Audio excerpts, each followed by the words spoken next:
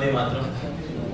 Halogen सी चमकती हुई प्रकाश की चकाचौंध में जब पतंगे चिपकने लगे, सूखी कुएं की आग में जब भरे सरोवर का सारा पानी सिमटने लगे, पीले जहर को सोना समझकर जब हर कोई उसमें लिपटने लगे, तो व्यवस्थाओं को दोष देना ना तो नीति संगत है और ना ही तर्क। सम्मानीय मंच महोदय, भारत सदैव से ही प्रतिभाओं से संपन्न राष्ट्र रहा है।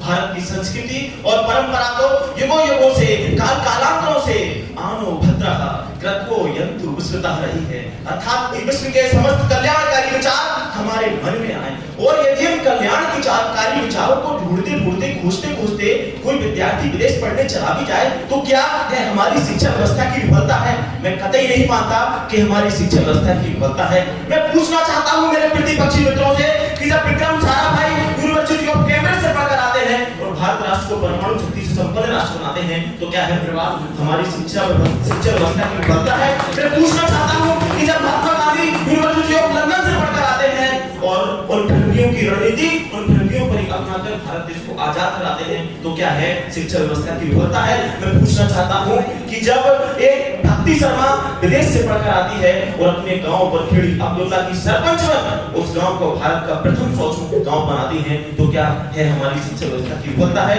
महोदय, जब कुणाल भैर यूनिवर्सिटी ऑफ ऑक्सफोर्ड से पढ़कर आते हैं और भारत में आकर अपने मित्र के साथ मिलकर स्नैपडील जैसी शॉपिंग कंपनी को खड़ा करते हैं, तो क्या है प्रवास हमारी भारतीय शिक्षा नीति की विफलता है? महोदय, मेरा प्रतिपक्षी मित्र शिक्षा व्यवस्था की विफलता को महज प्रवास मानता है, इस सदन को गुमराह करने का प्रयास कर रहा है। मैं उसे बताना चाहता हूं कि यह प्रवास पलायन नहीं है, अपितु प्रवास तो एक अन्वेषण की प्रक्रिया है, जिसके माध्यम से इस वैश्वीकरण के दौर में भारतीय छात्र उस वैश्विक स्तर के छात्र के साथ प्रतिस्पर्धा कर अपने आप को साबित करता है, इस भारत का मान रखता है। महोदय, शिक्षा व्यवस्था की विफलता प्रवास नहीं, अपितु शिक्षा व्यवस्था की विफलता तो यह है कि जब एक विद्यार्थी स्कूल और कॉलेज में जाकर व्हाट्सएप इंस्टाग्राम की चैटिंग करते नजर आता है। शिक्षा व्यवस्था की विफलता तो यह है कि जब एक विद्यार्थी अपने माता पिता की सेवा करने की बजाय उन्हें वृद्ध आश्रम की चौखट पर छोड़ाता है। शिक्षा व्यवस्था की विफलता तो यह है कि जब एक विद्यार्थी पब की मादक मस्ती में मस्त होकर अपने आप को अंधकार में ढकेलाता है। शिक्षा व्यवस्था की विफलता तो यह है कि जब एक विद्यार्थी पश्चिम से प्रभावित होकर रेड लेबल की बोतलें और सिगरेट के छल्ले उड़ाते हुए अपने आप को एडवांस समझता है। और महोदय, जिस विद्यार्थी को इस संपूर्ण विश्व का सृजन कर भारत के उत्थान के लिए कार्य करना था, वह विद्यार्थी आज निप्पी वन राइट को रात को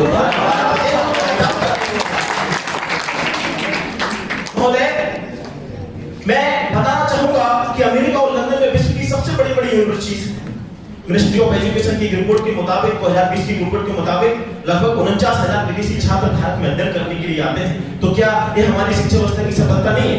महोदय, हमारी आईआईटी और आईआईएम से पढ़कर माइक्रोसॉफ्ट जैसी सॉफ्टवेयर कंपनी को 40% कर्मचारी भारतीय हैं, नासा के 35% वैज्ञानिक भारतीय हैं और यूएस के 40% होटलों का व्यवसाय हमारे भारतीय मूल के गुजराती संभालते हैं। तो क्या हमारी शिक्षा व्यवस्था की सफलता नहीं है? महोदय, विश्व के सबसे बड़े दार्शनिक, विश्व के सबसे बड़े वैज्ञानिक और विश्व के सबसे बड़े लीडर इसी देश में पैदा हुए, इसी देश में पढ़े और इसी मिट्टी में विलीन हो गए। तो क्या है हमारी शिक्षा व्यवस्था की महानता नहीं है?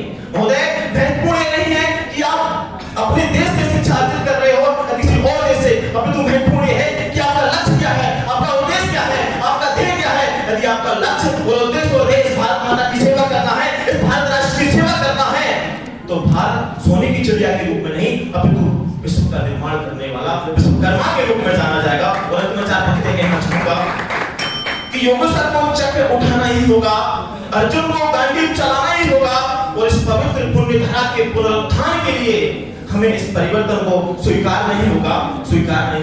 जय हिंद, जय भारत।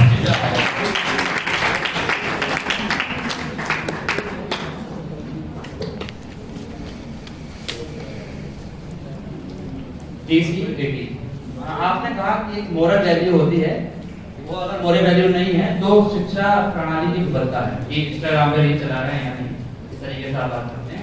अब इसी शिक्षा प्रणाली की ये विफलता भी हो सकती है जिसको आपने बाहर भेजा, जो आप कहते हैं नासा में साइंटिस्ट हैं या इस तरीके की बात करते हैं, उनको अपने देश में ना रोक पाना, ये भी तो शिक्षा प्रणाली की विफलता हो सकती है।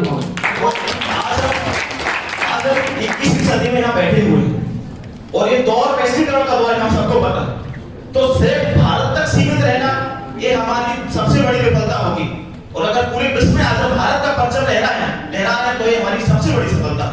धन्यवाद।